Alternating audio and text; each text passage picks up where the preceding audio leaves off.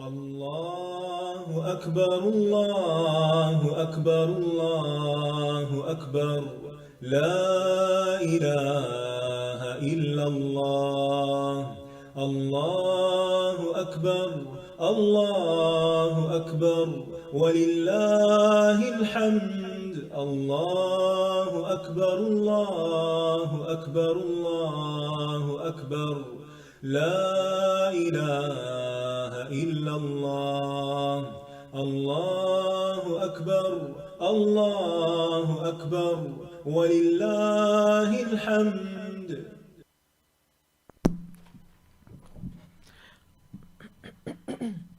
السلام علیکم ورحمۃ اللہ وبرکاتہ. نحمده ونصلی علی رسولہ الکریم. اما بعد فاعوذ باللہ من الشیطان الرجیم. بسم اللہ الرحمن الرحیم. رب اشرح لی صدری ویسر لی امری واحلل عقدۃ من لسانی یفقہوا قولی. لو أنزلنا هذا القرآن على جبل لرأيته خاشعا متصدعا من خشية الله وتلك الأمثال نضربها للناس لعلهم يتفكرون. ضرب الامثال کے سلسلے میں آج ہم ریاکاری کرنے والے کی مثال کے بارے میں پڑھیں گے. اس سے پہلے ہم نے اخلاص کے ساتھ اللہ کے راستے میں خرچ کرنے کے فوائد کے بارے میں مثال پڑھی. آج ہم دیکھیں گے کہ اس کے برعکس جو شخص ریاکاری سے کام لیتا ہے، احسان جتاتا ہے، دوسروں کو دکھ دیتا ہے کچھ دے کر، تو اس کا حال کیا ہے. ارشاد باری تعالیٰ ہے، يا أيها الذين آمنوا لا تبطلوا صدقاتكم بالمن والأذى كالذي ينفق ماله رئاء الناس ولا يؤمن بالله واليوم الآخر فمثله كمثل صفوان عليه تراب فأصابه وابل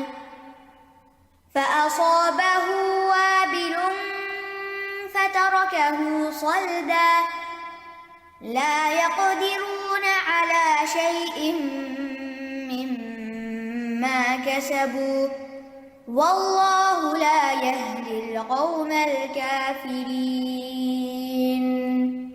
اے لوگو جو ایمان لائے ہو، اپنے صدقات کو احسان جتا کر اور اذیت دے کر ضائع مت کرو. اس شخص کی طرح جو اپنا مال لوگوں کو دکھانے کے لیے خرچ کرتا ہے اور اللہ اور یوم آخرت پر ایمان نہیں رکھتا، تو اس کی مثال اس چکنے پتھر کی مثال کی طرح ہے جس پر مٹی ہو، پھر اس پر تیز بارش پڑے تو اس کو صاف چٹان کی طرح چھوڑ دے، اور جو کچھ انہوں نے اجر کمایا اس میں سے کسی چیز پر بھی وہ قدرت نہ رکھیں گے، اور اللہ کفر کرنے والوں کو ہدایت نہیں دیتا. سورۃ البقرہ کے اس حصے میں خرچ کرنے اور خرچ کرنے والوں کے بارے میں بہت سی باتیں آئی ہیں. پچھلی آیت میں ہم نے دیکھا کہ اللہ سبحانہ تعالیٰ ان لوگوں کی مثال بیان کرتے ہیں جو اپنے مال اللہ کے راستے میں خرچ کرتے ہیں، یعنی اخلاص کے ساتھ. تو ان کا یہ مال کس طرح بڑھتا ہے. اس کی مثال ایک دانے کی مثال کی طرح ہے جس نے 7 خوشے اگائے اور ہر خوشے میں 100 دانے ہیں، اور اللہ جس کے لیے چاہتا ہے بڑھا دیتا ہے، اور اللہ وسعت والا اور سب کچھ جاننے والا ہے. اس آیت میں نہ صرف یہ کہ اخلاص کے ساتھ صدقہ کرنے والے کی مثال کا ذکر ہے، بلکہ صدقے کی رغبت بھی دلائی گئی ہے. اور اس کے بعد مزید ایک مثال آتی ہے کہ جس میں نیت کی خرابی کے ساتھ اگر کوئی انسان صدقہ کرتا ہے تو اس کا نقصان کیا ہوتا ہے. اسلام میں نیت کا بہت بڑا مقام ہے، بہت اہم چیز ہے. کوئی بھی عمل اب صرف اپنے ظاہری عمل کی بنا پر اللہ کے ہاں قابل قبول نہیں ہوتا. اللہ تعالیٰ صرف اس عمل کو قبول کرتا ہے جس کے کرنے والے نے اپنی نیت درست رکھی ہو. جو کام بری نیت سے کیا جاتا ہے شہرت کے لیے، دکھاوے کے لیے، لوگوں کو خوش کرنے کے لیے، تو اس عمل کو اللہ سبحانہ تعالیٰ رد کر دیتا ہے. صحیح نیت کیا ہونی چاہیے کہ کسی بھی کام کو کرنے سے اللہ سبحانہ تعالیٰ کی رضا مقصود ہو. جو بھی کوئی نیکی کا کام کریں، چھوٹا کریں، بڑا کریں، صدقہ کریں یا نماز پڑھیں یا کوئی بھی نیکی کا کام کریں، تو انسان کے اندر یہ احساس ہونا چاہیے کہ مجھے اس کا اجر صرف اور صرف اللہ سے لینا ہے، اس اجر کی توقع کسی اور سے نہیں رکھنی. لیکن اگر انسان بری نیت سے کام کرتا ہے، یعنی بری نیت کا مطلب کیا ہے کہ نیکی کا کام بظاہر دین کا کام کر کے اس سے دنیا کا فائدہ اٹھانا چاہتا ہے، اور اس لیے کہ لوگ اس کی تعریف کریں، لوگوں میں اس کی شہرت ہو، اس کی پاپولیرٹی بڑھ جائے، لوگوں کے درمیان اس کو بہت عزت مل جائے، تو یہ چیز اللہ سبحانہ تعالیٰ کے ہاں قابل قبول نہیں. نیت کا تعلق انسان کے اندرونی کیفیت سے ہے، انسان کی سوچ کے ساتھ ہے. عام لوگ، دوسرے لوگ کسی کی اندرونی کیفیت کو نہیں جانتے. آپ میرے دل کی حالت نہیں جانتے، میں آپ کے دل کی حالت نہیں جانتی، لیکن ایک ہستی ہے اللہ رب العزت کی کہ جس کو پوری طرح یہ معلوم ہے کہ کسی بھی نیکی کے کام کے کرتے وقت میرے اندر کی حالت کیا ہے، میرے دل میں کیا ہے، میرے دماغ میں کیا ہے، میرے جذبات کیا ہیں. ہم لوگوں کو دھوکہ دے سکتے ہیں، لوگ ہمارے بارے میں غلط فہمی کا شکار ہو سکتے ہیں، لیکن ہم اللہ سبحانہ تعالیٰ کو دھوکہ نہیں دے سکتے، کیونکہ وہ ہر چیز کو خوب جاننے والا ہے، اور قیامت کے دن وہ ہر ایک سے اپنے علم کے مطابق ہی معاملہ کرے گا، اور ہر ایک کو وہی بدلہ دے گا جس کا وہ واقعی مستحق ہے. یہ نہیں کہ جس کی لوگوں نے بڑی تعریف کی تھی اور لوگوں سے اس کام کی اس کو بڑی تائید مل گئی تھی، اس کے مطابق کہ لوگ اس کو بہت پسند کرتے تھے، یا یہ لوگوں میں اس کی پسندیدگی کا گراف بہت اونچا تھا اس لیے اس کو اجر بھی زیادہ ملنا چاہیے. ایسا نہیں. تو نیت کے ساتھ ہی کوئی عمل کارآمد ہوتا ہے، اور نیت بیکار ہو تو عمل بھی بیکار ہو جاتا ہے. بری نیت یا ناقص نیت کے ساتھ جو بھی کام کیا جائے وہ بے قیمت ہوتا ہے. اس کی نظر اللہ سبحانہ تعالیٰ کے ہاں اس کی جو اہمیت ہے یا اس کی جو وقت ہے وہ اللہ کے ہاں کچھ بھی نہیں ہوتی. تو جب کسی چیز کی اصل قیمت چکائی جائے تو ہی وہ صحیح چیز انسان کو حاصل ہوتی ہے. تو جس مقصد کے لیے آپ کوئی کام کرتے ہیں وہی چیز آپ کو ملے گی. دنیا کے لیے کرتے ہیں، دنیا ملے گی، اور اس میں بھی ضروری نہیں کہ ساری دنیا ہی ملے، جو آپ چاہتے ہیں وہ سب کچھ مل جائے، لیکن اللہ کے ہاں تو صرف وہی چیز ملے گی جو آپ نے اللہ کے لیے کی، اللہ کو خوش کرنے کے لیے، اللہ سبحانہ تعالیٰ کو راضی کرنے کے لیے. تو اس تمہید کے بعد ہم اس آیت کو مزید دیکھتے ہیں کہ کون سی چیزیں ہیں کہ جو انسان کے صدقات کے راستے میں رکاوٹ بن جاتی ہیں، یا پھر یہ کہ ان کے ثواب کو ضائع کر دیتی ہیں. کیا چیزیں ہیں جو اس کو انسان کو گھیر لیتی ہیں اور انسان کی نیت کو خراب کر دیتی ہیں.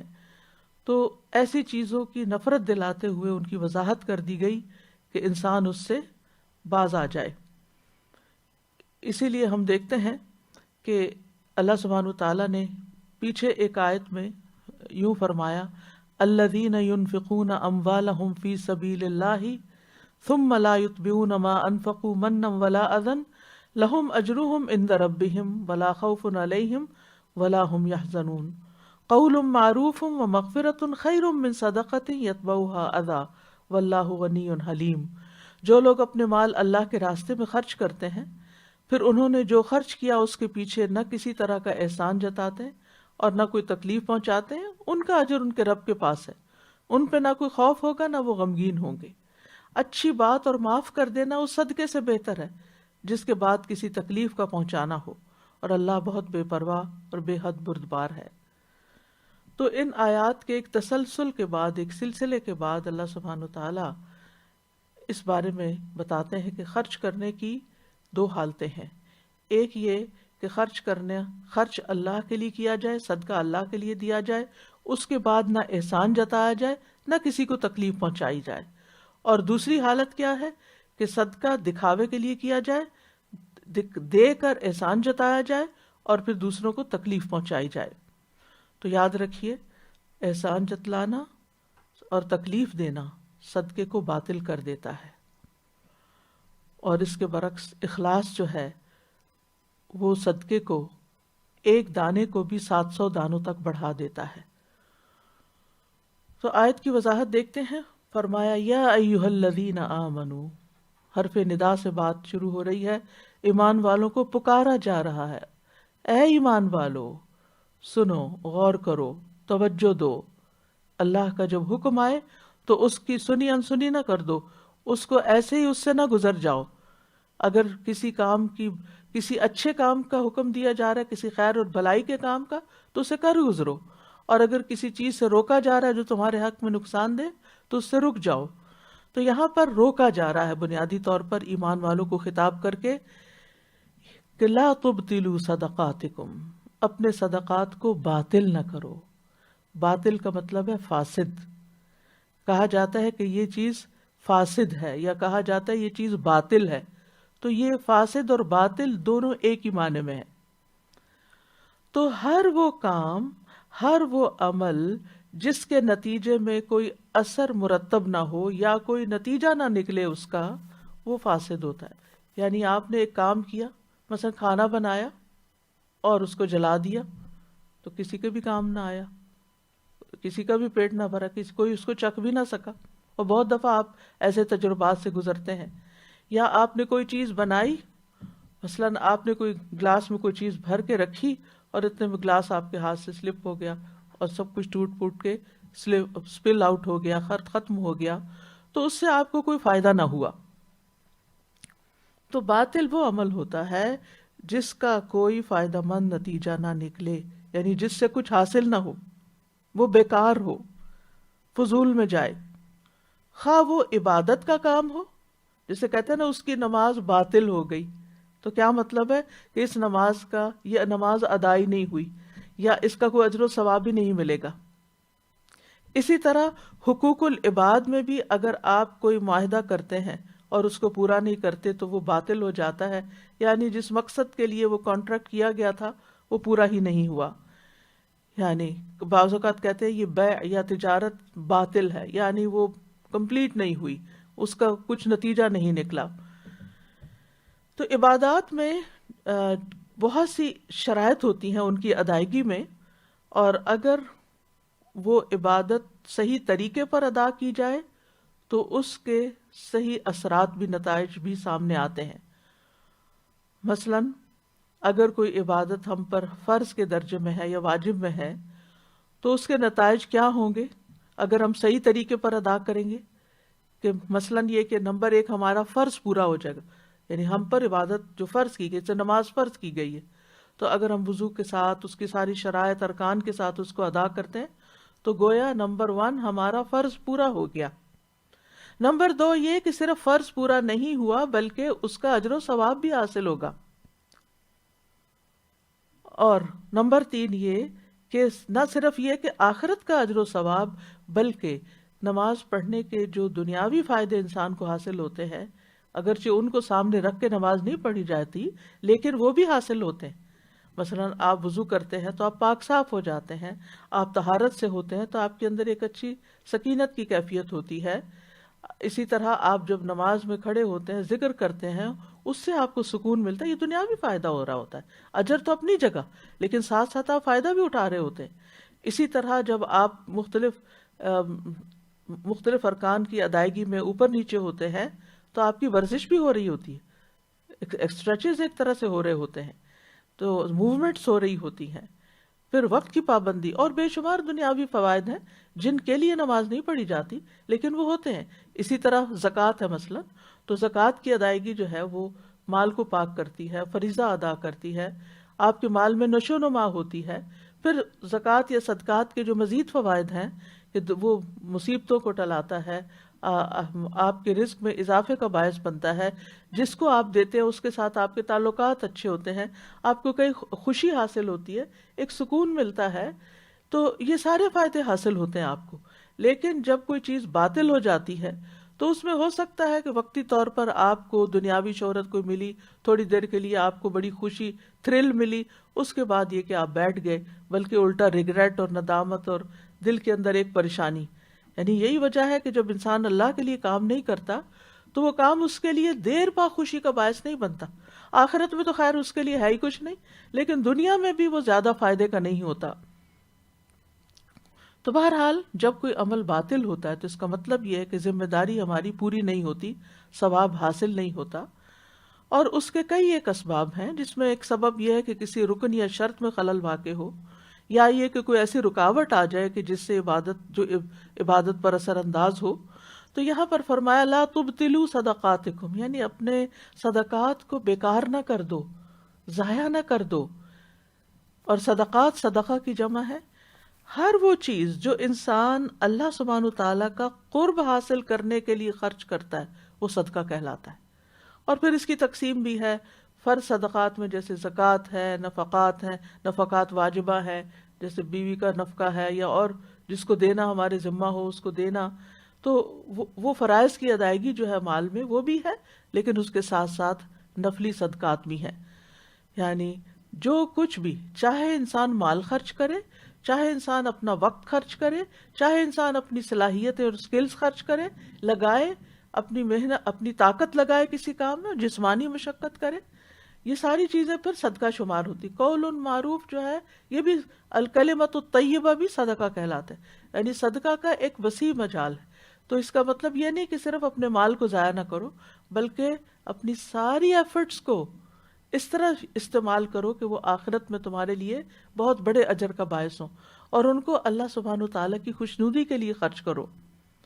اب کس چیز سے صدقات باطل ہوتے ہیں یا ضائع ہوتے ہیں؟ بالمن والاذی، ان دو بڑی چیزوں سے، من اور اذا سے۔ تو من کہتے ہیں اصل میں انعام کرنے کو، جیسے من اللہ علیہ، اللہ نے مجھ پر انعام کیا۔ اسی طرح کہتے ہیں فلان لہو علیہ منہ، کہ فلاں کا مجھ پر بڑا احسان ہے، اس نے مجھ پر بڑے انعام اکرام کیے ہوئے ہیں، اس نے میرا بڑا خیال رکھا ہے۔ اسی سے اللہ تعالیٰ کا فرمان ہے لقد من اللہ علی المؤمنین اذ بعث فیہم رسولا من انفسہم، یہ سورۃ آل عمران کی 164 ہے۔ بلا شبہ یقیناً اللہ نے ایمان والوں پر احسان کیا جب ایک رسول انہی میں سے بھیجا۔ تو اس کو یہ احسان بطور انعام، اور اس کی مثال کیا ہے؟ ابن عباس کہتے ہیں کہ رسول اللہ صلی اللہ علیہ وسلم نے اپنے مرض وفات میں ایک پٹی سے اپنے سر کو باندھے ہوئے باہر تشریف لائے، ممبر پر تشریف لائے، اللہ تعالیٰ کی حمد و ثنا کے بعد فرمایا اپنی جان اور مال کو مجھ پر، اپنی جان فزیکلی، جان اور مال کو مجھ پر ابو بکر سے زیادہ اور کوئی خرچ کرنے والا نہیں، یعنی ان کے مجھ پر بہت انعام ہے۔ یعنی امن علیہ کا لفظ آتا ہے عربی میں، انہ لیس من الناس احد امن علیہ فی نفسہ و مالہ من ابی بکر ابن ابی قحافہ، یعنی ابو بکر نے میرے لیے، یعنی کہ خود بھی اپنا آپ بھی دیا، اپنا وقت بھی دیا، اپنی صلاحیتیں بھی دی، سپورٹ کیا، ساتھ دیا، ہجرت کے وقت ساتھ تھے، اور غار ثور میں آپ کے ساتھ تھے۔ بہت سے مواقع آتے ہیں کہ جب وہ آپ کے ساتھ ہوتے ہیں، اور اسی طرح یہ ہے کہ ہر موقع پر اپنا مال بھی خرچ کرتے ہیں۔ تو ان کے اس رویے کو آپ من کہتے ہیں کہ انہوں نے میرے ساتھ بہت احسان کیے۔ اسی سے اللہ سبحانہ تعالیٰ کا نام المنان بھی ہے، اس کا مطلب ہے انعام کرنے والا، عطا کرنے والا، بخشش عطا یعنی بخشنے والا، کچھ دینے والا۔ اسی طرح من کا دوسرا معنی بھی کیا جاتا ہے، اور اس کا معنی ہوتا ہے کم کرنا۔ اسی سے اللہ تعالیٰ کا فرمان ہے وَإِنَّ لَكَ لَأَجْرًا غَيْرَ مَمْنُونَ، اور بے شک آپ کے لیے یقیناً ایسا اجر ہے جو کم ہونے والا نہیں ہے، منقطع ہونے والا نہیں ہے۔ یعنی اس کو کاٹا نہیں جائے گا، ختم نہیں کیا جائے گا، وہ آپ کا سلسلہ صدقہ جاریہ ہمیشہ قیامت تک جاری رہے گا. آخری مسلمان تک بھی جو عمل کرے گا اس کا اجر نبی صلی اللہ علیہ وسلم کو ملے گا. اسی طرح موت کو بھی منون کہا جاتا ہے عربی زبان میں، کیونکہ وہ عمر کو کم کر دیتی ہے، زندگی کم کر دیتی ہے. تو اس آیت میں من سے مراد کمی کرنا ہے، یعنی احسان جتلانا نعمت کو کم کر دیتا ہے، اس کے اجر کو ختم کر دیتا ہے، بے مزہ کر دیتا ہے. یعنی مثلاً آپ کسی شخص پر کوئی احسان کرتے ہیں، صدقہ دیتے ہیں، مال دیتے ہیں، پھر آپ اس پر احسان بھی جتاتے ہیں، تو آپ کیا کرتے ہیں؟ کمی کرتے ہیں. یعنی جو آپ کو کرنا چاہیے تھا نا پورا، وہ آپ نے نہیں کیا. یعنی اس سے پتہ چلتا ہے کہ بغیر احسان جتلائے صدقہ کرنے کا معنی ہے کہ جس پر صدقہ کیا جائے اس پر احسان نہ جتایا جائے، اس کو اپنے احسان کی یاد دہانی نہ کرائی جائے، انعامات کو شمار کر کے نہ بتایا جائے، احسان کا اظہار نہ کیا جائے، کیونکہ اس کا نتیجہ بڑا خطرناک ہے، یہ انسان کے عمل کو ضائع کر دیتا ہے. یعنی ایک تو اس کام کا مزہ کم کر دیتا ہے، اس کا جو دنیاوی اثر ہونا تھا وہ بھی کم ہو جاتا، انسان کی عزت کم ہو جاتی ہے. اب دیکھیں کتنی کمیاں لاحق ہو جاتی ہیں، انسان کی اپنی عزت کم ہو جاتی ہے جب آپ کسی کو دے کے پھر احسان بھی جتانا شروع کر دیتے ہیں. دوسرا یہ کہ اس کے جو آپ کو وقتی دنیا کے فائدے ملنے تھے وہ بھی کم ہو جاتے ہیں. یعنی جس کو آپ نے دیا اس کے دل میں بجائے اس کے کہ آپ کی محبت عزت پیدا ہو، وہ الٹا آپ سے نفرت کرے گا. یعنی وہ آپ سے دور ہوگا کہ کس قسم کا یہ شخص ہے، مجبوری کے مارے شاید آپ سے کچھ لے لے، لیکن آپ کی عزت اس کے دل میں نہیں ہوگی. اور اسی طرح اجر تو آپ بعض اوقات پورے کا پورا ہی ضائع کر دیتے ہیں، یا اس مقدار کے مطابق جتنا آپ من سے کام لے رہے ہوتے ہیں. اس کا آپ دیکھیے کہ کبھی احسان جتانے کا یہ عمل صدقہ کرنے کے ساتھ ہی ہو جاتا ہے یا کبھی اس کے بعد ہوتا ہے. کبھی انسان جب کسی کو کچھ دے رہا ہوتا ہے نا تو کہتے ہیں یہ لیں اس رمضان میں یہ آپ کے لیے کھجور ہے، یاد ہے میں پچھلے رمضان میں آپ کے لیے فلاں کھجور لائی تھی.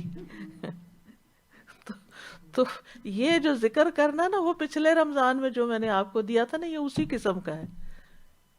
تو یہ اسی موقع پہ آپ نے اس کو احسان جتا دیا، یاد کرا دیا، یاد رکھو وہ میں پہلے بھی تمہیں دیتی رہی ہوں، بھولنا مت. تو یہ جو زبان سے یہ ایکسٹرا لفظ بول دینا ہے نا، یہ بھی احسان جتانے میں آ جاتا ہے، اور یہ اس عمل کو کم کر دیتا ہے، اس کا اثر یا اس کا اجر. اور کبھی بعد میں بھی ہوتا ہے، یعنی مدت بعد آپ کسی کو کوئی بات یاد کراتے ہیں، اور پھر یہ کہ جب کوئی لینے کے لیے آتا ہے، مثلا کوئی قرض مانگنے آتا ہے یا کوئی اپنی ضرورت پیش کرنے کے لیے آتا ہے کہ مجھے اس چیز کی ضرورت ہے، تو آپ کہتے ہیں یاد ہے فلاں فلاں موقع پر بھی تم آئے تھے اور پھر میں نے تمہارے ساتھ یہ کیا تھا، یاد ہے میں فلاں موقع پر تمہارے ساتھ فلاں جگہ گئی تھی اور وہاں سے تمہیں یہ خرید کر دیا تھا، یا یاد ہے فلاں وقت، یاد ہے فلاں وقت. یعنی پچھلی بھولی بسری باتیں بھی دوسرے کو یاد کرانا، اور وہ سننے والے کا دل چھوٹا ہو رہا ہوتا ہے، اور وہ چونکہ ضرورت مند ہوتا ہے اس لیے مسکین بول بھی نہیں سکتا کہ بھئی بس کرو، اتنی یادیں نہ یاد دلاؤ اتنی. یعنی یہ کوئی گڈ میموریز نہیں ہے کہ انسان کسی مصیبت یا مجبوری میں کسی کے پاس جائے. تو یہ ہے ایک چیز جو انسان کے صدقات کو ضائع کرتی ہے. دوسری چیز ہے الاذا. اذا جو ہے معروف چیز ہے، یعنی اذیت پہنچانا، یعنی جیسے کسی کو ڈانٹا جائے یا کسی کا مذاق اڑایا جائے یا کسی کو حقیر جانا جائے، یا یہ کہ دینے والا لوگوں کے سامنے اپنے صدقات کا ذکر کرے، اور خاص طور پر ان کے سامنے ذکر کر دے جا کے جن کے بارے میں یہ لینے والا قطعاً نہیں چاہتا کہ ان کو پتہ بھی چلے. یعنی بعض اوقات جو ضرورت مند ہوتا ہے وہ جب لیتا ہے تو ساتھ آپ کو کہتا ہے بھی کہ آپ کسی سے ذکر نہ کرنا یا فلاں سے ذکر نہ کرنا، مثلا میری بہن کو نہ بتانا یا اس کو نہ بتانا، اور آپ اسی کو جا بتاتے ہیں. اور جب اس کو پتہ چلتا ہے لینے والے کو کہ اس نے میرے ساتھ یہ کر دیا ہے اور اس کو پتہ چل گیا ہے کہ میں نے یہ لیا ہے فلاں سے، تو یہ چیز سخت اذیت اور تکلیف کا باعث بنتی ہے. یعنی کہ بعض اوقات فقیر جو ہے وہ فقر و فاقہ پہ صبر کر سکتا ہے لیکن ایسی اذیت پہ صبر نہیں کر سکتا، بہت مشکل ہو جاتا ہے۔ محمد بن سیرین کہتے ہیں، یہ کبار تابعین میں سے ہیں، انہوں نے ایک آدمی کو سنا وہ دوسرے سے کہہ رہا تھا میں نے تمہارے ساتھ یہ احسان کیا، یہ کیا، یہ کیا۔ تو امام ابن سیرین کہتے ہیں چپ ہو جاؤ، جب نیکی کو گنا جاتا ہے، نیکی کو شمار کیا جاتا ہے تو اس میں کوئی خیر نہیں رہتی، کوئی خیر نہیں رہتی۔ اچھا بعض اوقات دور نہ جائیے، ہم لوگ گھر کے اندر ہی بیوی اپنے ہسبینڈ کے اوپر کیے جانے والے احسانات یا ہسبینڈ بیوی پہ کیے جانے والے احسانات کو رائٹ لیفٹ ادھر ادھر کے لوگوں کو بتا رہا ہوتا ہے کہ میں نے اس کے ساتھ یہ بھی کیا، یہ بھی دیا، اس کو یہ بھی کیا۔ اور بعض اوقات یہ ہوتا ہے کہ جب کسی کے ساتھ بہت احسان کیا اور اس کا کوئی برا رویہ سامنے آ جائے اور دل دکھ جائے تو پھر انسان کہتا ہے اب میرا دل دکھا ہوا تو میں نے نا اپنی بڑھاس کہیں نکالنی ہے، اور میں کسی کو انسان بتا دیتا ہے، کسی کو بہن سمجھ کے بتا دیتا ہے، کسی کو دوست سمجھ کے بتا دیتا ہے، کسی کو ماں سمجھ کے بتا دیتا ہے، کہ بتا دیتا ہے کہ میرے ساتھ یہ ہوا ہے، کہ میں نے اس پہ یہ احسان کیا تو اس نے میرے ساتھ یہ کیا۔ اور اس میں ہم کہتے ہیں کہ ہمارا مقصد یہ نہیں ہے لیکن بس وہ دل دکھ گیا نا تو اس لیے بتانا مقصود ہے۔ تو اس میں آپ دیکھیے کہ دل دکھتا ہے تو تبھی انسان کے منہ سے کچھ نکلتا ہے، ورنہ اگر دوسرا شخص آپ کا شکریہ ادا کرتا رہے تو آپ کو غذا ملتی رہتی ہے، یعنی کسی نہ کسی شکل میں احسان کی جزا ملتی رہتی ہے جب کوئی آپ کی تعریف کرتا رہتا ہے یا آپ کو ایکنالج کرتا رہتا ہے، کہ تو پھر اس وقت آپ خوش رہتے ہیں، پھر آپ شاید اپنا صدقہ سنبھال بھی لیں۔ لیکن جو ہی کوئی اذیت آتی ہے تو انسان کے لیے بڑا مشکل ہو جاتا ہے اس کو سنبھالنا، اور اللہ سبحانہ وتعالیٰ بھی بعض کو بعض کے ذریعے آزماتا رہتا ہے۔ امام احمد بن حنبل کے پاس ان کے کچھ شاگرد آئے تو وہ اس سے پہلے ایک اور عالم کے پاس تھے، تو جب وہ ان کے پاس آئے تو کہنے لگے کہ آپ کہاں سے آ رہے ہو؟ تو انہوں نے بتایا کہ ہم فلاں کے پاس گئے تھے۔ تو امام احمد کہتے ہیں ماشاءاللہ بہت نیک انسان ہے وہ، آپ اس کے پاس جایا کرو، بہت نیک انسان ہے۔ تو وہ حیران ہو گئے، کہنے لگے وہ تو آپ کے بارے میں بہت غلط باتیں کرتے ہیں، آپ کو برا بھلا کہتے رہتے ہیں۔ تو امام احمد بن حنبل نے نہ ہاں کی نہ کی، پھر کہتے ہیں دوبارہ وہ تو بہت نیک آدمی ہے، تم اس کے پاس جاتے رہا کرو۔ پھر وہ شاگرد کہتے ہیں کہ نہیں، وہ آپ کو اچھا نہیں سمجھتے۔ تو کہتے ہیں اصل میں وہ میرے ذریعے آزمائے گئے ہیں، یعنی میں ان کے لیے آزمائش بن گیا ہوں۔ ایسا ہوتا ہے نا کہ بعض اوقات ایک شخص کنٹمپریریز جو ہوتے ہیں، معاصر جو ہوتے ہیں، ان میں سے ایک دوسرا بڑا ہوتا ہے، پھر کچھ عرصے کے بعد وہ جو چھوٹا ہوتا ہے وہ بڑے سے بھی آگے نکل جاتا ہے۔ اب یہ جو پہلے بڑا بنا ہوتا ہے اس کے لیے چھوٹے کا آگے نکلنا بڑا تکلیف دہ ہو جاتا ہے، اور پھر وہ اپنی اس تکلیف کو مٹانے کے لیے لوگوں کے سامنے ڈائریکٹلی یا انڈائریکٹلی کسی نہ کسی کا برے لفظوں میں ذکر کرتا رہتا ہے۔ تو اس طرح کے ذکر بھی نہیں کرنے چاہیے، کیونکہ یہ بھی دراصل اصل بات یہ ہے کہ اللہ تعالیٰ ایسے ہی چھوڑ دے گا۔ احسب الناس ان یترکوا ان یقولوا آمنا وهم لا یفتنون، اور یفتنون سے مراد یہ کسی دشمن یا مخالف ہی کی تکلیف یا اذیت نہیں ہوتی کہ وہ آپ کے دین کے راستے میں رکاوٹ ڈال رہا ہے تو آپ آزمائے جا رہے ہیں۔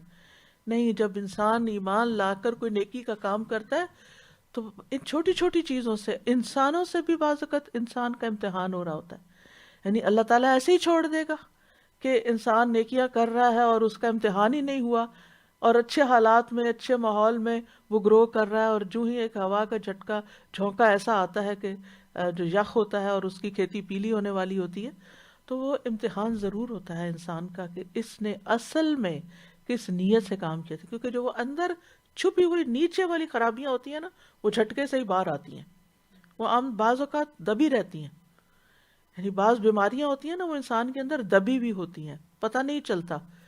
کئی دفعہ ایسا ہوتا ہے کہ کسی انسان کے اندر کینسر پل رہا ہوتا ہے، اس کو نہیں پتا ہوتا کہ یکایک اس کے سر کو درد شروع ہو جاتی ہے یا کہیں اور درد شروع ہو جاتی ہے، اور جب اس کو انویسٹیگیٹ کیا جاتا ہے تو وہ ایک بڑی بلا کے تک انسان پہنچ جاتا ہے کہ اچھا اصل مسئلہ تو یہ تھا جو بیچ میں نکل رہا تھا، یعنی جس نے یہ ٹریگر کیا کسی ظاہری بیماری کو۔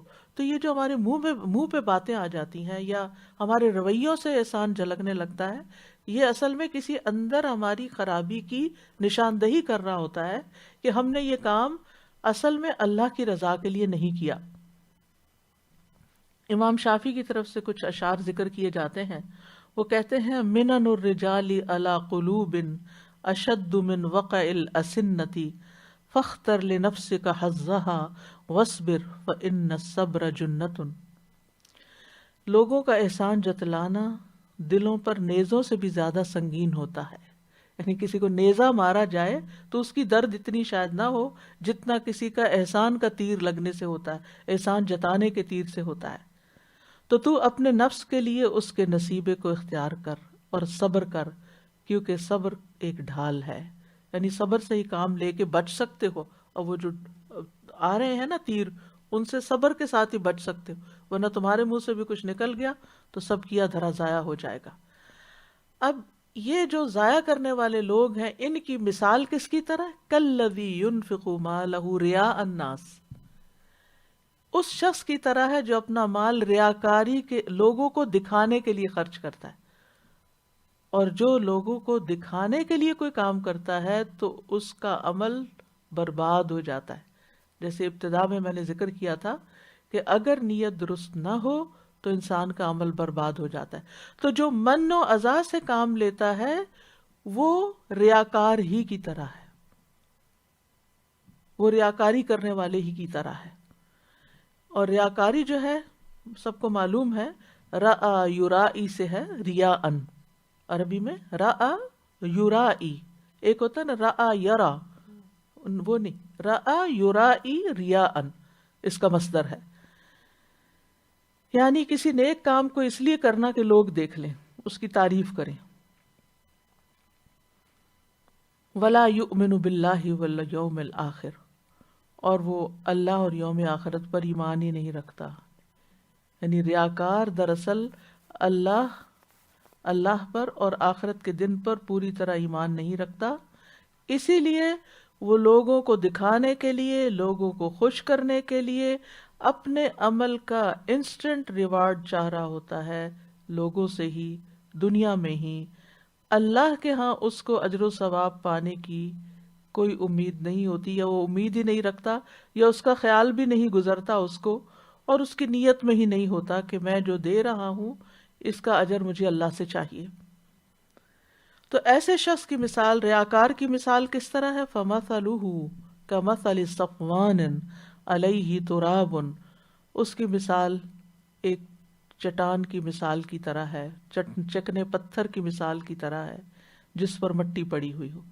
صفوان جو ہے، صفوانت ان کی جمع ہے، اور صفوان صفا سے ہے، صاف، صفا، یعنی بہت بڑا پتھر جو چکنا بھی ہو، یعنی اوپر سے ملائم پتھر ہوتے ہیں نا، ملائم اور چکنا پتھر جو ہے اس کو صفوان کہتے ہیں.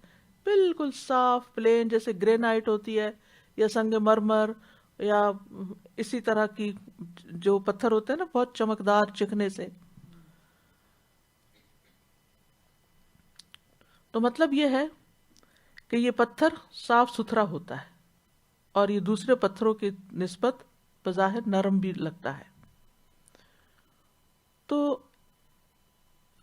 ایسے پتھر کے اوپر اگر تھوڑی سی بھی، مثلاً آپ دیکھیں کہ اگر آپ نے گھر میں سنگ مرمر لگا رکھا ہے نا، کیا بولتے ہیں اس کو انگریزی میں، جو ماربل، اگر آپ نے ماربل کا فرش لگا رکھا ہے نا، تو جن لوگوں نے کبھی ماربل لگوایا ہو، یہاں تو اتنا رواج نہیں لیکن پاکستان میں اکثر ماربل لگواتے ہیں، تو اس میں کیا ہوتا ہے کہ تھوڑی سی بھی گرد اس میں بہت جلدی نظر آنے لگتی، تھوڑا سا بھی نشان، یعنی اس کی مینٹیننس بڑی مشکل ہوتی ہے.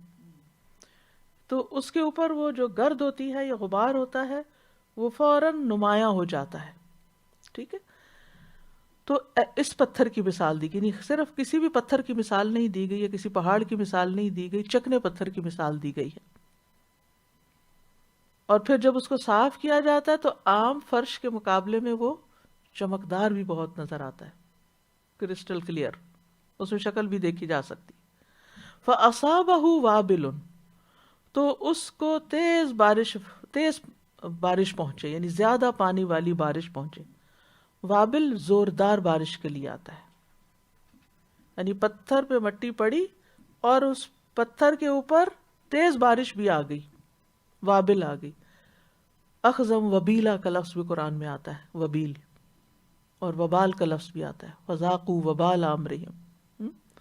فترکہ صلدا، تو سلد کہتے ٹھوس پتھر کو، تو اس نے اس کو بس ٹھوس پتھر ہی کی طرح چھوڑ دیا، وہ مٹی اوپر سے سب بہہ گئی، کیونکہ سلد جو ہوتی ہے وہ کچھ اگاتی نہیں، نہ اس کے اندر کچھ جاتا ہے نہ اس سے باہر کچھ نکلتا ہے، اس لیے یہاں سلد کی مثال دی جا رہی ہے، یعنی زمین کو اس پتھر سے تشبیہ دی گئی جو پتھر نباتات نہیں اگاتا۔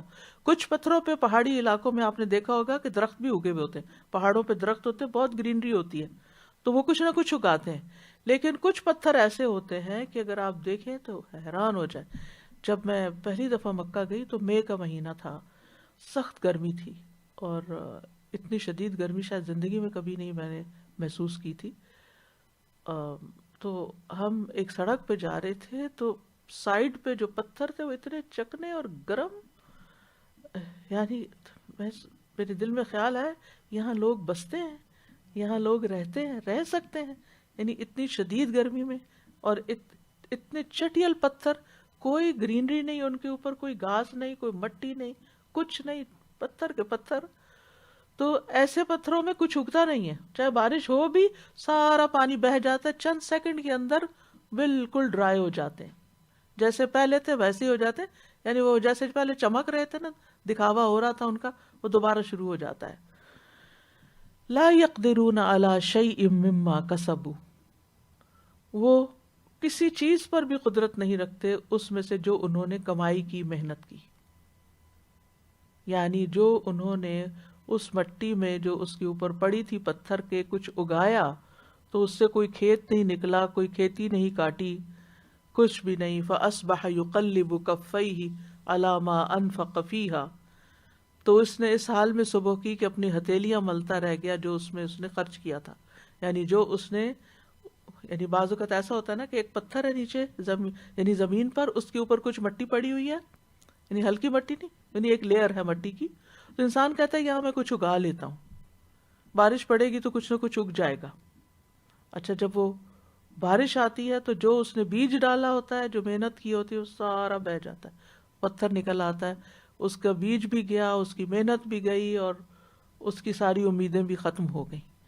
تو یہی حال اس شخص کا ہے، یعنی جو ان کی امید تھی کہ کوئی ثواب وغیرہ مل جائے گا، کچھ بھی نہیں ملا، یا اس کے جو فائدے حاصل ہونے تھے اس کھیتی کے اگ جانے کے بعد کچھ بھی حاصل نہیں ہوا۔ تو بنیادی طور پر تو معنی یہی ہے کہ ثواب حاصل کرنے کی قدرت نہیں رکھتے جو لوگ اپنے صدقات کو احسان اور تکلیف پہنچانے کے ساتھ باطل کر لیتے ہیں، جو ریاکاری اور فخر کے اظہار کے لیے صدقہ کرتے ہیں، وہ اس چیز کے ثواب کو حاصل کرنے کی قدرت نہیں رکھتے جو انہوں نے عمل کیے ہوتے ہیں، کیونکہ ان کے اعمال کے ساتھ ریاکاری اور ایذا پہنچانے کا عمل ہوتا ہے جو ان کے صدقات کی برکت کو مٹا دیتا ہے، اس کے نتیجے کو ختم کر دیتا ہے، اس کے ثواب کو زائل کر دیتا ہے۔ اسی طرح ایک معنی یہ بھی کیا گیا ہے کہ وہ مال پر قدرت نہیں رکھتے، یعنی منافق اور ریاکار کے پاس جو مال ہوتا ہے اس پر وہ کچھ قدرت نہیں رکھتے، کیونکہ مال اللہ کی ملکیت ہے اور اللہ تعالیٰ مال کے ساتھ احسان کرتا ہے، تو لازم تھا کہ وہ اس کا شکر ادا کرتے جو اللہ کا احسان تھا، اور اس کو احسان جتلانے، تکلیف پہنچانے اور ریاکاری کے بغیر خرچ کرتے تاکہ ان کو اللہ تعالیٰ کی طرف سے اچھا ثواب ملتا، یعنی مما کسبو، جو ان کی محنت تھی، جو انہوں نے خرچ کیا، جو انہوں نے اوپر وقت لگایا، اور جو اس کا وہ نتیجہ چاہتے تھے وہ کچھ بھی حاصل نہ ہوا۔ واللہ لا یہدی القوم الکافرین، اور اللہ کافر قوم کو ہدایت نہیں دیتا۔ کفر کا ایک معنی ہوتا ہے انکار اور دوسرا معنی ہوتا ہے ناشکری۔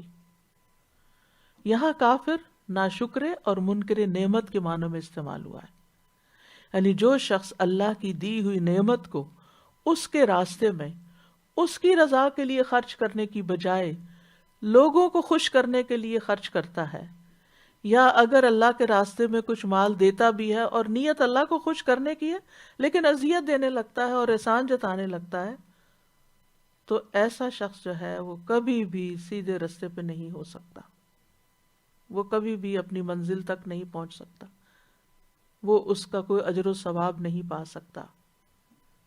یاد رکھیے، اذیت دینا، احسان جتلانا مومن کا شیوا نہیں ہوتا۔ ایمان کے ساتھ یہ چیزیں زیب بھی نہیں دیتی۔ یعنی یہ کہنا کہ واللہ لا یہدی القوم الکافرین میں اس بات کی طرف اشارہ ہے کہ ریاکاری اور احسان جتانا جو ہے اور سائل کو اذیت دینا، یہ مسلمان کی خصوصیات نہیں ہوتی، یہ تو کافروں کی خصوصیات ہیں۔ یہ کام مومن کے شایان شان نہیں ہے، کسی ایمان والے سے یہ توقع نہیں کی جا سکتی۔ ایسے لوگوں کو اللہ تعالی توفیق ہی نہیں دیتا کہ پھر وہ کوئی اچھا کام اس کے لیے کر سکیں۔ اور اسی طرح اگر اس کو کافرین کو کفر اکبر کے معنوں میں لیا جائے تو بھی کیا معنی ہوگا کہ جن لوگوں پر کلمہ عذاب ثابت ہو گیا ہے وہ پھر ایمان نہیں لاتے، ان کو ہدایت نہیں ملا کرتی۔ ان الذین حقت علیہم کلمۃ ربک لا یؤمنون، یعنی اگر عمومی معنوں میں اس کو لیا جائے کہ اللہ تعالیٰ کافر قوم کو ہدایت نہیں دیتا تو اس کا معنی یہی ہوگا کہ پھر ان سے ہدایت توفیق چھین لی جاتی ہے۔ وَلَوْ جَاءَتْهُمْ كُلُّ آیَةٍ حَتَّى يَرَوُا الْعَذَابَ الْأَلِيمَ، خواہ ان کے پاس ہر نشانی آ جائے یہاں تک کہ دردناک عذاب دیکھ لیں۔ تو بنیادی طور پر اس مثال کے اندر صدقات کے ثواب کو ختم کرنے والی چیزوں کا بیان ہے کہ کیا کیا چیزیں صدقات کا ثواب ضائع کر دیتی ہیں۔ صدقہ جو ہے ایک عبادت ہے، اور عبادت صرف اللہ کی رضا کے لیے کی جاتی ہے، اسے ضائع نہیں کرنا چاہیے۔ اللہ سبحانہ وتعالی مثال کے ذریعے بات کو مزید واضح فرما رہے ہیں کہ وہ لوگ جو اپنا مال لوگوں کو دکھانے کے لیے خرچ کرتے ہیں ان کی حالت پتھر کی حالت کی طرح ہے جس پر مٹی ہے، ٹھیک ہے، مٹی اس کو ڈھانپے بھی ہوتی ہے، یعنی دیکھنے والا سمجھتا ہے کہ بڑی زرخیز مٹی اور کاشتکاری کے لیے بڑی عمدہ ہے، لیکن جب وہ اس میں کاشت کرتا ہے اور زور کی بارش آتی ہے تو بارش سے تو توقع یہ ہوتی ہے کہ یہ اور پھلے پھولے گی، لیکن بارش نے تو الٹا کام کر دیا، ہر چیز صفا کر کے رکھ دی اور پتھر بھی صفا کر دیا۔ تو اسی طرح یہ سارے امور انسان کی کوششوں کی صفائی کر دیتے ہیں، اس کو کسی نتیجے تک نہیں پہنچنے دیتے۔ اس میں آپ دیکھیے کہ چکنے پتھر پر پڑی ہوئی مٹی جو ہے یہ وہ وقتی خیرات اور صدقات ہیں جو وقتی طور پر نظر آتے ہیں، ٹھیک ہے، اور احسان جتانا اور اذیت پہنچانا جو ہے یہ وہ اس بارش کی طرح جو آ کے اس کو بہا کے لے جاتے ہیں ان صدقات کو، ٹھیک ہے۔ مٹی جو ہے اس کے اندر ایک قبولیت کا مقام ہوتا ہے نا، یعنی چیزوں کو قبول کرتی ہے، پانی جذب کر لیتی ہے، بیج لے لیتی ہے، پھر اس کے بعد اگاتی ہے، یعنی اس کے بہت سارے کام ہوتے ہیں۔ لیکن اگر مٹی ہی بہہ جائے تو پھر ہاتھ میں کیا آئے گا؟ یعنی مٹی کیا ہے؟ وہ صدقات ہیں جو وقتی طور پر پڑے پتھر کے اوپر یا صدقات دیے تو وقتی ایک شان و شوکت ہو گئی، خیر کی امید لگ گئی، احسان ریاکاری اور یہ ساری چیزیں آئیں، سارا کچھ لے گئی، اب کچھ بھی ہاتھ میں نہ آیا۔ یعنی جو نتائج، یعنی مٹی کتنی خوبصورت، کتنی بہترین فائدہ مند چیز ہے کہ جس سے بہت کچھ حاصل ہو سکتا تھا، یعنی ان صدقات سے بہت فائدے ہوتے، اللہ کی رضا حاصل ہوتی، فرائض ادا ہوتے، آخرت کے میں اجر درجات بلند ہوتے، دنیا کی وبائیں دور ہوتی، لیکن یہاں تو مٹی ہی چلی گئی ساری۔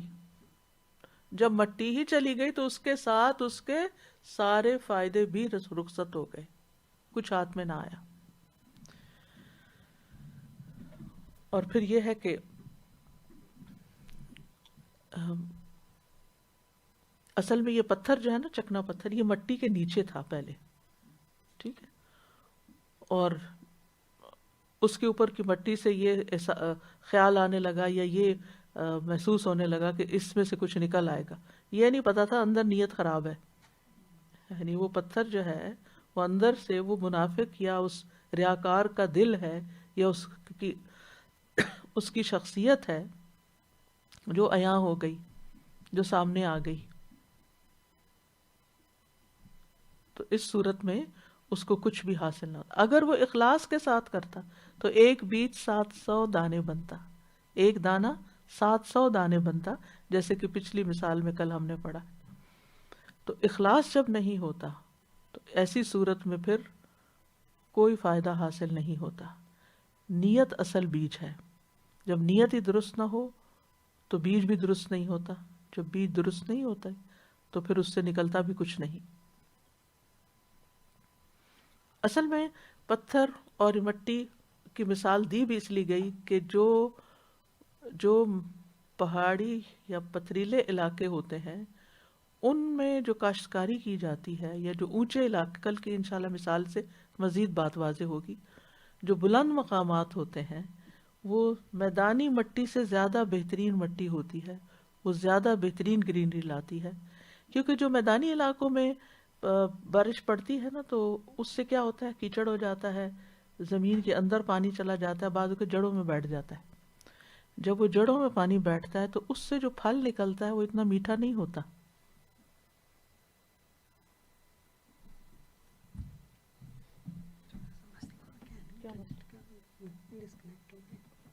کسی کے پاس نیٹ ہے؟ نیٹ دے دیں. یہ تو چل رہا ہے، اس کو جوائن کیا ہم نے اس کو. اچھا ٹھیک ہے، تو اس میں بولوں.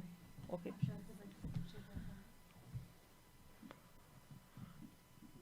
تو اس سے آپ دیکھیے کہ ہم کہاں تھے. ہاں، جو میدانی علاقے ہوتے ہیں نا ان کے پھل یا ان کی جو پیداوار ہوتی ہے وہ اتنی بہترین نہیں ہوتی جتنی پہاڑی علاقوں کی ہوتی، کیونکہ وہاں پر ضرور یعنی کہ ایک تو یہ کہ اونچا ہونے سے بارشیں زیادہ ہوتی ہیں، پھر یہ کہ جو بارش ہوتی ہے جو ضرورت کا پانی ہوتا ہے وہ جذب ہوتا ہے اور باقی بہہ جاتا ہے. جبکہ میدانی علاقوں میں سارا کا سارا پانی زمین کے اندر چلا جاتا ہے، وہ جڑوں میں بیٹھ جاتا ہے، اور جب جڑوں میں بیٹھتا ہے تو پھر کیا ہوتا ہے کہ وہ اس کے اندر، یعنی اگر آپ نے دیکھا ہوگا کہ جس پودے کو زیادہ پانی لگ جائے نا تو اس کے پتوں کا رنگ خراب ہو جاتا ہے، یا اس پودے کی نوعیت خراب ہو جاتی ہے. تو یعنی ہونا تو یہ چاہیے تھا کہ جتنا عمدہ مقام تھا وہاں پر جو محنت کی گئی اس پر، جی جتنا عمدہ مقام تھا، جتنی عمدہ جگہ تھی اس سے بہترین نتائج حاصل ہوتے، لیکن وہ نتائج حاصل ہونے کی بجائے الٹا سب کچھ ہی بہہ کے رہ گیا. یعنی دکھاوا کرنے والا جو ہے یعنی وہ ایک صاف اور چٹیل پتھر کی طرح ہے اس کا دل، اور اس پہ پڑی ہوئی مٹی جو ہے اس کا صدقہ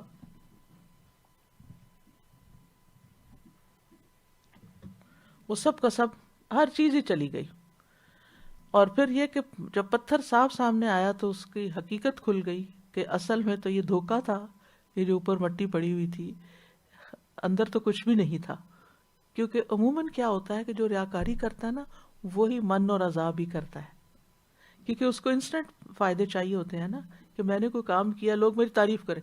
لوگ تعریف کرنے کے بجائے اگر وہ کوئی یعنی تنقید شروع کر دیتے ہیں، یعنی کہ کیا دیا یا یہ تھوڑا دیا، تو آپ دیکھیں کہ پھر اس کے بعد ری ایکشن کیا ہوتا ہے.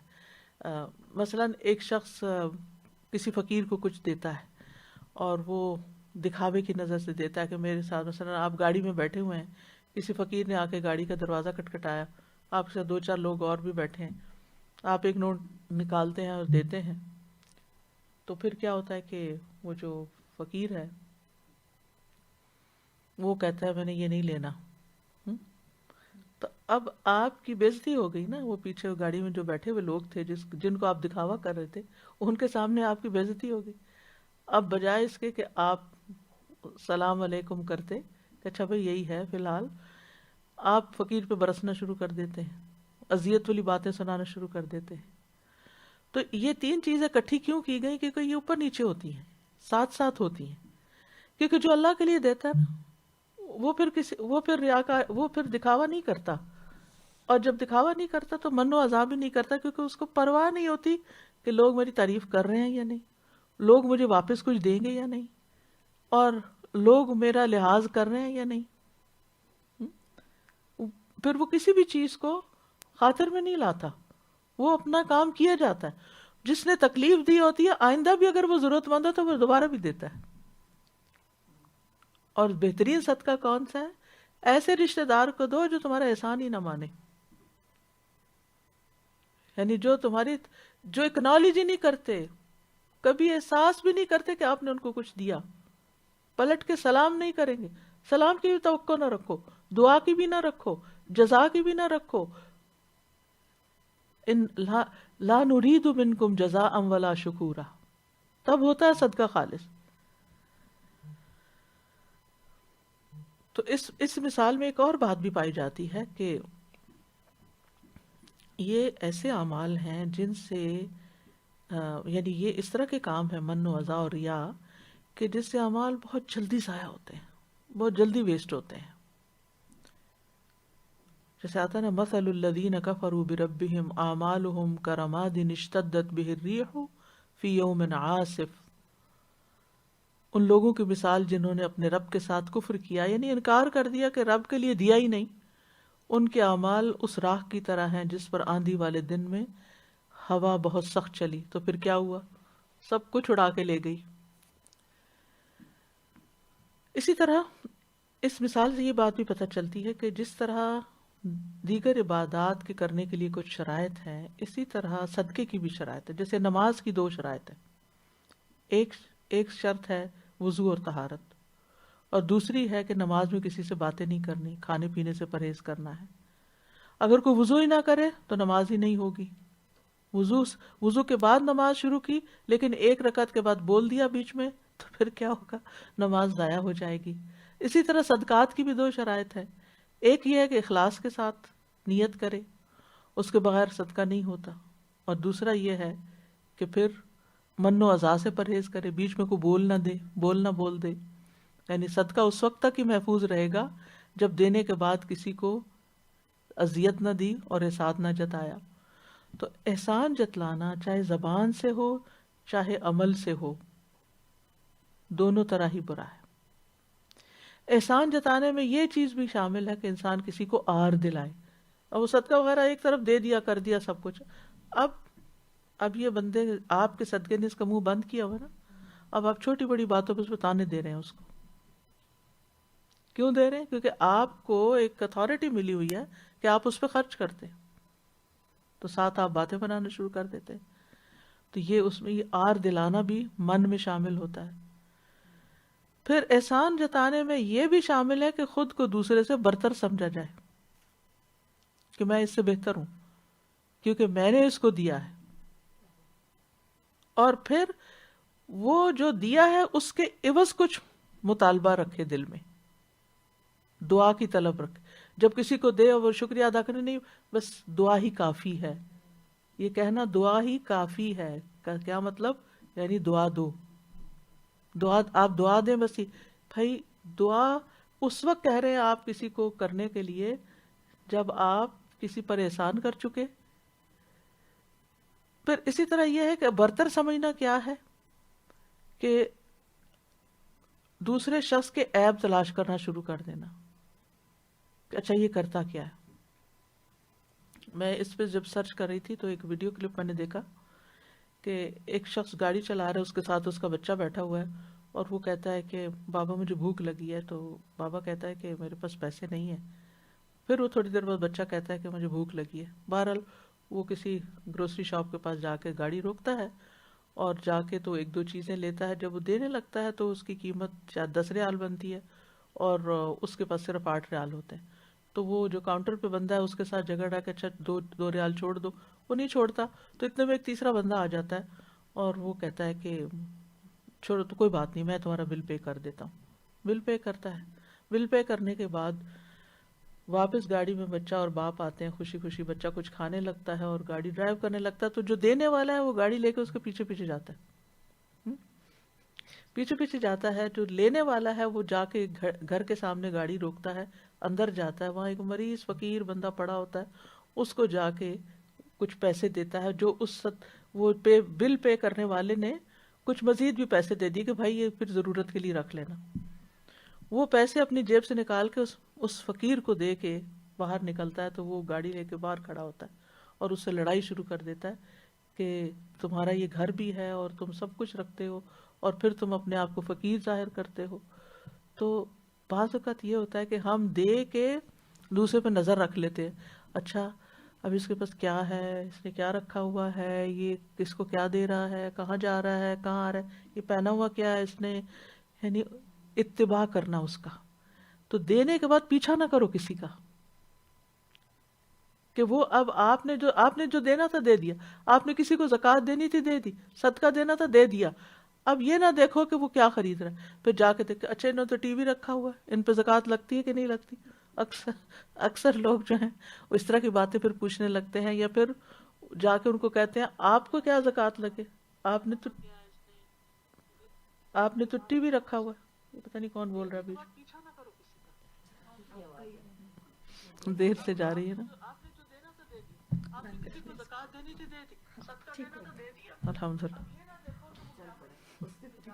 الحمدللہ.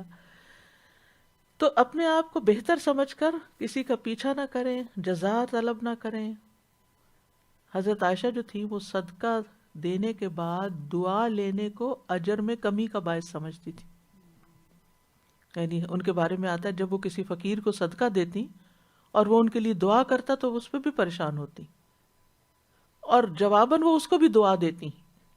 یعنی وہ دعا دیتا تو وہ فوراً دعا دیتی تاکہ ان کے صدقے کا ثواب قائم رہے.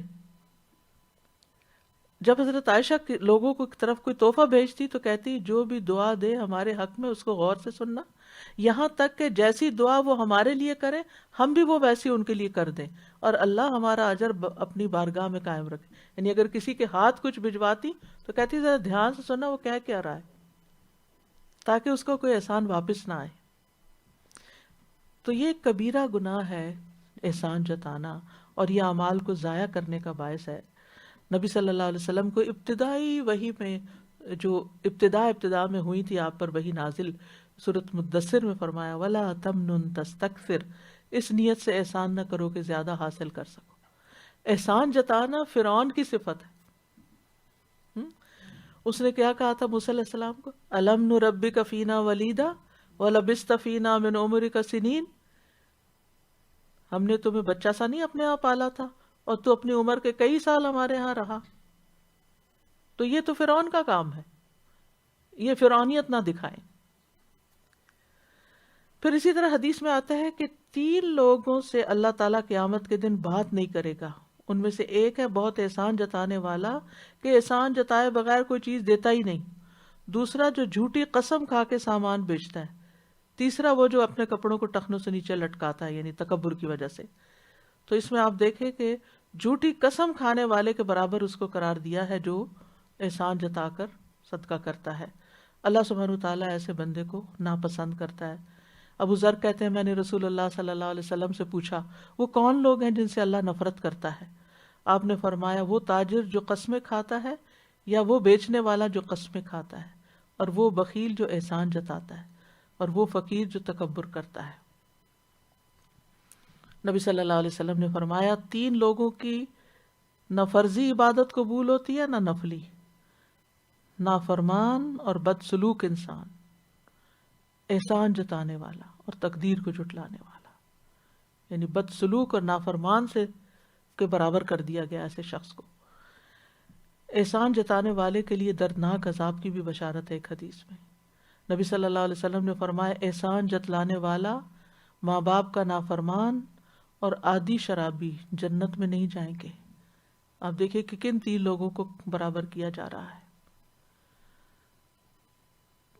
اور پھر آپ دیکھیے کہ اللہ سبحانہ تعالیٰ نے تو ہم سب کو اپنے پاس سے ہی دیا نا، لیکن ہم کسی کو دیتے ہیں تو اللہ کے دیے ہوئے میں سے دیتے ہیں، اپنا تو کچھ نہیں ہمارا، اور اللہ کی توفیق سے دیتے ہیں. تو یہ پھر ہمارے اوپر اللہ کا احسان ہے کہ اس نے ہمیں دینے والوں میں سے بنایا، اور یہ توفیق بھی اللہ کا احسان ہے. یمنون علیک ان اسلموا قل لا تمنوا علی اسلامکم بل اللہ یمن علیکم ان ہداکم للایمان. اللہ نے تمہیں ہدایت دی ہے، یہ تو اللہ کا احسان ہے.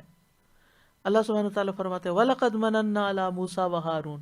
اللہ تعالیٰ احسان جتا سکتے ہیں کیونکہ وہ اصل میں وہی دینے والے ہیں. اہل جنت کہیں گے فَمَنَّ اللَّهُ عَلَيْنَا وَوَقَانَا عَذَابَ السَّمُومِ. مخلوق کا احسان جتانا جو ہے یہ قبیح فعل ہے.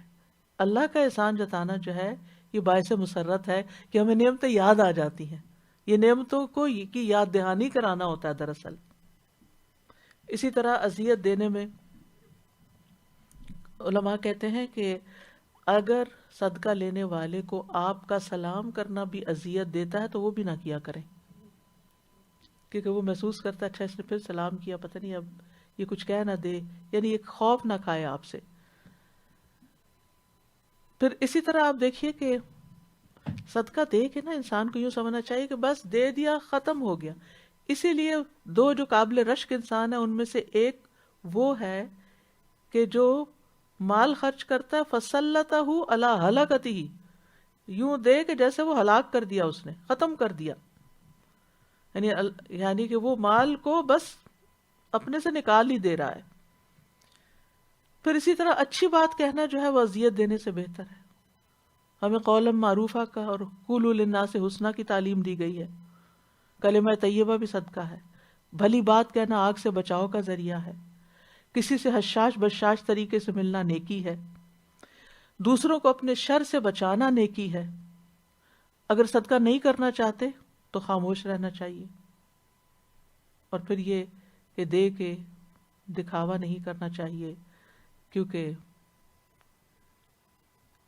جس طرح نیکیاں برائیوں کو مٹا دیتی ہیں، اسی طرح کچھ برائیاں ایسی ہیں جو نیکیوں کو مٹا دیتی ہیں، جن میں سے کفر نیک اعمال کو ضائع کر دیتا ہے، شرک نیک اعمال کو ضائع کر دیتا ہے، بدعات نیک اعمال کو ضائع کر دیتے ہیں. تو ہم اللہ تعالیٰ سے دعا کرتے ہیں کہ اللہ سبحانہ وتعالیٰ ہمیں ایمان والا بنائے، ریاکار کی طرح نہ بنائے.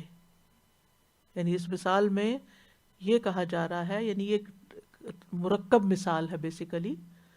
یعنی مرکب مثال کا مطلب یہ ہے کہ پہلے احسان جتانے والے اور اذیت دینے والے کو ریاکار کی طرح کہا گیا، ریاکار جیسا کہا گیا، اور پھر ریاکار کی آگے مزید مثال دی گئی. ٹھیک ہے، تو ایک مثال میں دو مثالیں اکٹھی ہیں. تو اللہ سبحانہ وتعالی ہمیں ان تینوں چیزوں سے محفوظ رکھے. اللہ سبحانہ وتعالی کے نام المنان کے واسطے سے دعا کرنی چاہیے. اللہم لا الہ الا انت المنان بدیع السماوات والارض ذا الجلال والاکرام. اے اللہ، تیرے علاوہ کوئی معبود نہیں، تو بہت احسان کرنے والا ہے، آسمان و زمین کو پیدا کرنے والا ہے، عزت و جلال والا ہے. یا رب، ان ناموں کا واسطہ دے کر جو دعا کی جاتی ہے تو قبول فرماتا ہے. اے اللہ، تو ہمیں اخلاص کے ساتھ ہر نیک عمل کرنے کی توفیق دے. عبادت کا کوئی بھی جو کام ہو ہم خالص تیری رضا کے لیے کریں. ہم لوگوں پر احسان جتانے والے نہ ہوں، دکھ دینے والے نہ ہوں. یا رب، یا رب، تو ہمیں ہر طرح کی ریاکاری اور دکھاوے سے محفوظ رکھنا. اللہم انی اسألک علما نافعا ورزقا طیبا وعملا متقبلا. اے اللہ، میں تجھ سے فائدہ دینے والے علم، پاکیزہ رزق اور قبول ہونے والے عمل کا سوال کرتا ہوں. یا رب، ہمیں علم نافع عطا فرما، یہ علم ہمارے عمل کا حصہ بن جائے اور اخلاص کے ساتھ اسے آگے پہنچانے کی توفیق دے، اور ہمیں ریاکاری سے محفوظ رکھ. اللہم انی اعوذ بک من العجز والکسل والجبن والبخل والحرم والقسوة والغفلة والعیلة والذلة والمسکنة، واعوذ بک من الفقر والکفر والفسوق والشقاق والنفاق والسمعة والریاء، واعوذ بک من السمم والبکم والجنون والجذام والبرص وسیء الاسقام. اللہم انی اعوذ بک من منکرات الاخلاق والاعمال والاہواء. اے اللہ، میں تجھ سے برے اخلاق، برے اعمال اور بری خواہشات سے پناہ مانگتا ہوں. اللہم انی اعوذ بک ان اشرک بک وانا اعلم واستغفرک لما لا اعلم. یا اللہ، ہر شرک اکبر اور شرک اصغر سے ہمیں محفوظ رکھنا. اے اللہ، میں تیری پناہ چاہتا ہوں اس بات سے کہ میں جان بوجھ کر تیرے ساتھ کسی کو شریک کروں، اور جو میں نہیں جانتا اس کے لیے بھی تجھ سے مغفرت کا طالب ہوں. یا رب العالمین، اگر میں نے کسی بھی انسان کو برا بھلا کہا ہے، کسی پہ لعنت کی ہے، کسی کو کوئی سزا دی ہے، تو اسے اس کے لیے رحمت، پاکیزگی اور قرب کا ذریعہ بنا دے کہ وہ قیامت کے دن تیرے قریب ہو. ربنا تقبل منا انک انت السمیع العلیم वतुब अलैना इन्नका अंतत तव्वाबुर रहीम व सल्लल्लाहु तआला अला खैरि खल्क़िही मुहम्मदिन व अला आलिहि व अस्हाबिहि व अहलि बैतिही अजमाइन बिरहमतिका या अरहमर राहिमीन सुब्हानक अल्लाहुम्मा व बिहम्दिका अशहदु अल्ला इलाहा इल्ला अंता अस्तगफिरुका व अतूबु इलैक.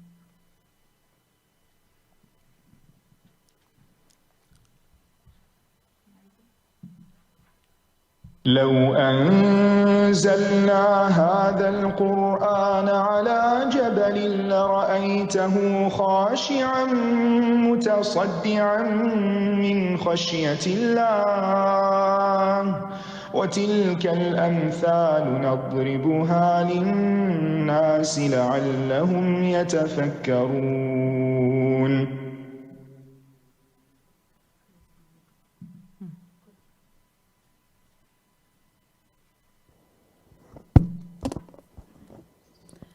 الحمدللہ جزاک اللہ خیر استاذہ جی.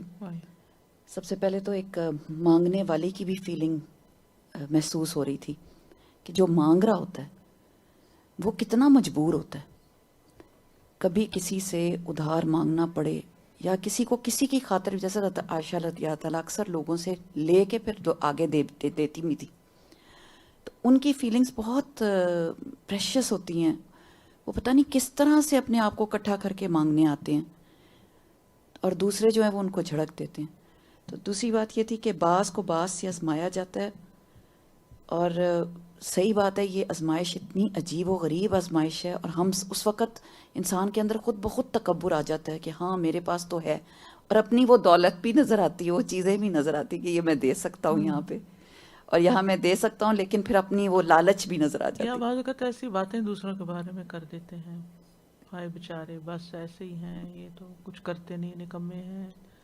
دوسری بات جو میں نے استاذہ جی شیئر کرنی تھی کہ ہم اتنے زیادہ لوگوں کے پیچھے پڑ جاتے ہیں کہ یہ تو اس کو دیا تو یہ اپنے فلانے کو دے دے گا، یہ اپنی بیٹی کو دے دے گا، یہ اپنی ماں کو دے دے گا، یہ اپنے فلانے کو دے دے گا. پیچھا کرتے ہیں نا. اب کرتا کیا ہے؟ جو میں نے دیا تھا اس سے کیا کرے گا آگے؟ پیچھے گاڑی لگا لیتے ہیں تاکہ چیک کریں کہ اب یہ جا کہاں رہا ہے، کہاں سے آیا ہے. یہ جو بہت زیادہ تفتیش شروع کر دیتے ہیں نا پھر. حالانکہ چور کو دیا تھا جو صدقہ وہ بھی قبول ہو گیا تھا. بالکل ہاں. یہ بڑا پرابلم ہے استاذہ. یہ جو بچوں کے ساتھ کہاں تک ہم کو اجازت ہے کہ ہم اپنے بچوں کو، کیونکہ وہ من کے نیچے دبے ہوتے ہیں، احسان کے نیچے دبے ہوتے ہیں، اور وہ کچھ کہہ نہیں سکتے ہم کو، اور ہم ان کو پوری طرح سے احساس دلاتے ہیں بار بار کہ ہم نے تمہاری خاطر یہ کیا یہ کیا. تو کہاں پر یہ لائن ہے کہ ہم کبھی ان کو، جیسے اگر ماں اپنے ان کو باپ کی احساس دلانا چاہتی ہے. یہ سب کچھ احسان جتائے بغیر بھی ہو سکتا ہے. یعنی یہ کہنے کے بجائے کہ میں تمہیں دودھ پلایا تھا، میں نے تمہیں چھوٹے ہوتے پالا تھا، میں نے یہ کیا تھا وہ کیا تھا، اب تم یہ کرو. یہ کرنے کے بجائے ویسے اگر کسی وقت باتوں میں ذکر ہو رہا ہے کہ بچپن میں ہمارے حالات کیسے تھے تاکہ بچے شکر گزار ہوں، تو اس نیت سے بات اور ہے، لیکن تاکہ وہ محنت کے بھی عادی ہوں. لہجہ فرق ہوتا ہے، لہجہ فرق ہوتا ہے، انداز فرق ہوتا ہے. تو ہم اپنے بچوں کا مورال خود ہی ڈاؤن کر دیتے ہیں، خود ہی ان کا کانفیڈنس ختم کر دیتے ہیں، کسی کام کے نہیں رہتے. ایک کویشچن ہے استاذہ، یہ جو نیت ہے فرشتوں کو ہماری نیت کا نہیں پتا ہوتا، اور اللہ سبحانہ و تعالیٰ ان کو پتا ہوتا ہے تو تبھی وہ لکھتے ہیں نا دائیں طرف اس کو. اچھا جی استاذہ جی، یہ من کے ضمن میں ایک اور بات بھی ذہن میں آ رہی تھی کہ اگر ان کو ڈائریکٹ نہیں کہا تو پھر اور ادھر ادھر ہم کہہ دیتے ہیں، دوسرے لوگوں کو بتا دیتے ہیں کہ ہم نے یہ کیا یہ کیا یہ کیا. اور ایک دوسری بات یہ کہ پھر ان لوگوں سے ہم دل ہوتا ہے کہ اب یہ ہمارے کام مفت میں کر دیں. جی یہ بھی ایک ذہن میں ہوتا ہے کیونکہ ہم ان کو سپورٹ کرتے ہیں تو ابھی ہمارے کام جو ہے مفت میں کر دیں. اور باقی یہ جو آپ نے فرمایا نا کہ اللہ تعالیٰ کا ہی دیا ہوا ہے، تو وہی پھر واپس سورہ بقرہ کی بالکل پہلی ہی آیت میں اللہ تعالیٰ فرماتے ہیں مما رزقناہم، ہم نے ہی تو ان کو دیا ہوا ہے جس میں سے وہ خرچ کرتے ہیں. تو اس بات کو اگر یاد رکھیں اور وہ آپ کی والی بات کی شکر ادا کریں اللہ تعالیٰ کے، اس نے ہمیں اس قابل کیا کہ ہم کسی کو دینے والے ہو رہے ہیں، تو پھر انشاءاللہ نہیں آئے گا.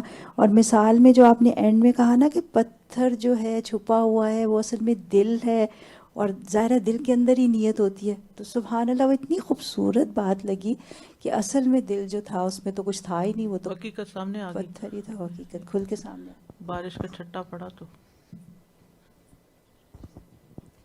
میں سوچ رہی تھی کہ ہمیں صرف ایسا ہونا چاہیے کہ جیسے انہوں نے کہا ہے کہ نیکی کر دریا میں ڈال. Once you do something good, just forget about it forever. تو نیکی کر دریا میں ڈال بہت ہی پیاری بات لگتی ہے مجھے. میں جب بھی سوچتی ہوں کہ کوئی اچھا کرنا کام بچوں کو بتانے کے لیے کہ کرو تو وہ ہنستے تھے, ماں what are you saying, نیکی کر دریا میں ڈال. Then I used to tell them a story about it too, but it's a long story, but it's a good saying. بالکل جی.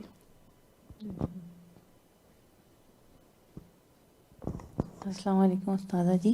ایک چیز پوچھ رہی تھی آپ سے میں, جیسے کسی ان کو کوئی چیز دی اور پھر انہوں نے آگے سے دعا دی, تو اور یہ کہتے ہیں ہم کہ جیسے آپ نے دی اللہ تعالیٰ آپ کو بھی اسی طرح سے ہی, یہ صحیح ہے نا؟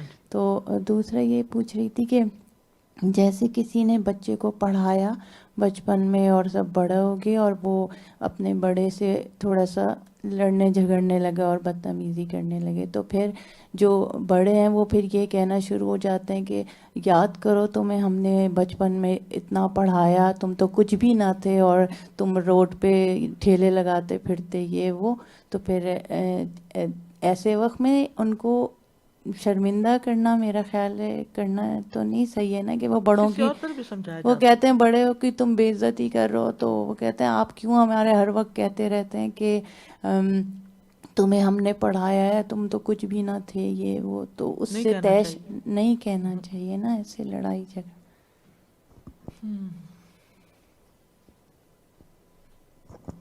سر خیال آ رہا تھا ایک سوال ذہن میں کہ پتہ نہیں کہاں کہاں کس کس طرح انجانے میں بھی کسی کو کسی عمل کا احساس دلا دیا گیا ہو یا کچھ, تو اگر انسان ایسا کر چکا ہو تو یہ واپس سے ری انسٹیٹ ہو جاتی ہیں توبہ کرنے سے, کہ کسی نے بہت ڈھیروں صدقہ کیا ہوتا ہے اور وہ غصہ کر کے برباد بھی کر دیتے ہیں. اسی لیے دعا کی ہے نا, ایما مؤمن شتمتہ.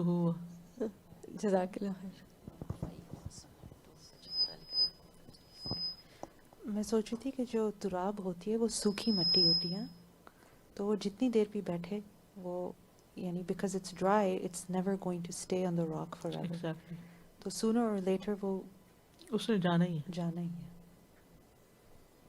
اور اس میں وہ مثال بھی آ جاتی ہے نا, مثل اعمالہم کسراب کہ ان کے اعمال کی مثال سراب کی طرح ہے, جب وہ اس کے پاس جائیں گے تو وہاں لم یجدہ شیئا ووجد اللہ عندہ وفوقاہ حسابہ. اللہ رحم کرے, اللہ تعالیٰ بچائے ہمیں, اللہ ہمیں بچا کے رکھنا.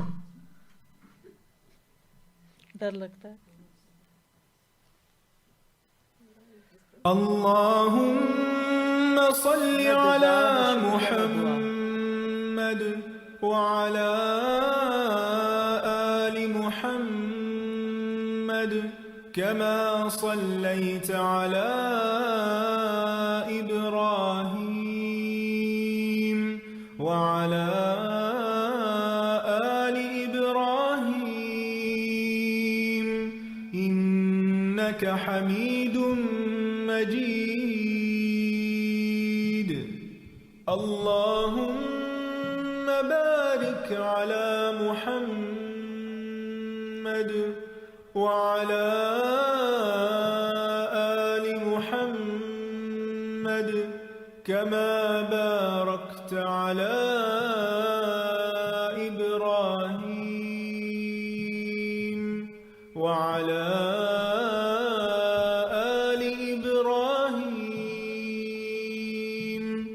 إنك حميد مجيد.